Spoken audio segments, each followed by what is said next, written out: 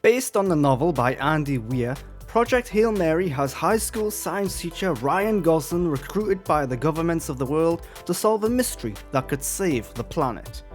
Ryan Gosling is likeable, charismatic and engaging as Grace, a somewhat awkward high school teacher by day with an academic past filled with controversy. He's in almost every scene in the film, and he's often the only character too. He manages to convey a level of intelligence beyond the norm, while also being grounded and relatable. Ryan is fantastic, and the science fiction elements never detract from the human elements of the film.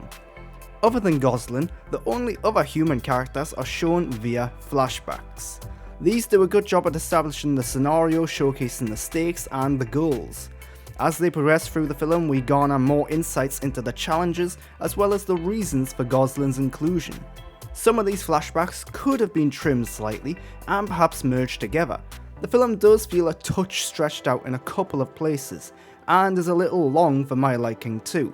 But together with the space set scenes, they work well to tell a non-linear story. The space set scenes are the main focus though, and these sequences are shot entirely in an IMAX aspect ratio. This is where Project Hail Mary becomes a grander, more cinematic experience. The visuals, the sets, the production are all excellent. There's a reliance on practicality, on real locations and props that helps make the film seem real and believable. When CGI is used, it works well to enhance what is on screen. Many of these sequences and the sometimes heady concepts are reminiscent of Interstellar and 2001: A Space Odyssey, but the direction and tone of Project Hail Mary presents itself as more entertaining than those movies. Which is not to say those movies aren't entertaining, but rather that this one is much more focused on that element. Sadly, one of the biggest parts of this film was spoiled in the trailers. I would advise anyone interested in the film to not watch any of the trailers at all. The spoiled element is presented as a big, awe-inspiring moment. It's given a grand reveal, and clearly was not meant to be known about beforehand. It's a shame because it's the film's biggest twist and moment. Directed by Christopher Miller and Phil Lord, best known for the Jump Street movies, the Spider-Verse movies, and their firing from Solo: A Star Wars Story, Project Hail Mary definitely has their DNA written all over it, though it is not written by them. In another director's hands, this could have been a hardcore, serious science fiction movie. It mixes grounded science fiction with drama and thrills, and makes for a constantly engaging time.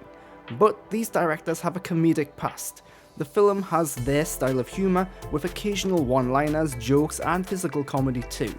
Gosling is fantastic at balancing it all, making his intelligent teacher a bit clumsy and goofy. But they never make the film an overt comedy, and as such the use of humour only heightens the narrative and enhances the characterization. What really works wonders though is the amount of heart and emotion at the core of this movie. Yes, there are big science fiction concepts and grand thrills, but it never loses track of the human elements and the key themes about relationships. Project Hail Mary is a great film, albeit one that is slightly too long for my liking, with a couple of elongated sections too.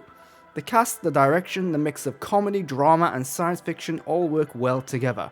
It's a real shame that its biggest surprise was ruined by its marketing.